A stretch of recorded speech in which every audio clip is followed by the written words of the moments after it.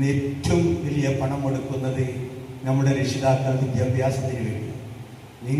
ഞങ്ങളുടെ കുട്ടികൾ ഏറ്റവും നല്ല ഉയർച്ചയുള്ള ഉന്നത വിദ്യാഭ്യാസമുള്ള സ്കൂളിൽ പഠിക്കണം.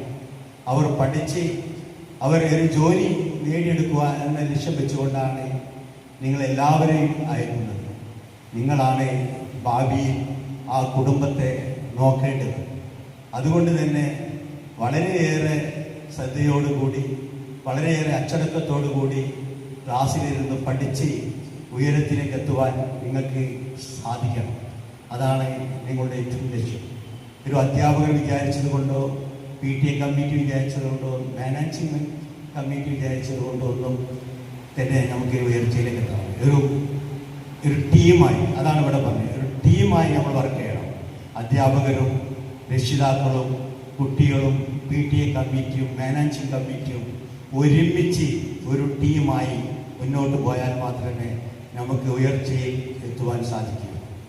ഇന്ന് വിവിധ തലങ്ങളിൽ നിന്നുള്ള കുട്ടികൾ ഇവിടെ ഒത്തുകൂടുമ്പോൾ, ഈ സ്കൂളിലേക്ക് കടന്നു വരുമ്പോൾ, നിങ്ങൾക്ക് നമ്മുടെ പ്രിൻസിപ്പാൾ അതിശക്തമായ രീതിയിൽ നിങ്ങളെ തോളോട് തോളൊരുമ്പി നിൽക്കുന്ന ഒരു പ്രസംഗമാണ് ഇവിടെ നടത്തിയത്. കാരണം നിങ്ങൾക്ക് ഒരു പ്രയാസമില്ലാതെ വളരെ സന്തോഷത്തോടു കൂടി പഠിക്കുവാൻ RKMSന്റെ ക്യാമ്പസിൽ സാധിക്കുമെന്നുള്ള ഒരു സന്ദേശമാണ് നിങ്ങൾക്ക് ലഭിച്ചത്. ഏറ്റവും നമ്മളുടെ രക്ഷിതാക്കൾ ഭയപ്പെടുന്നത് മയക്കുമരുന്നാണ്.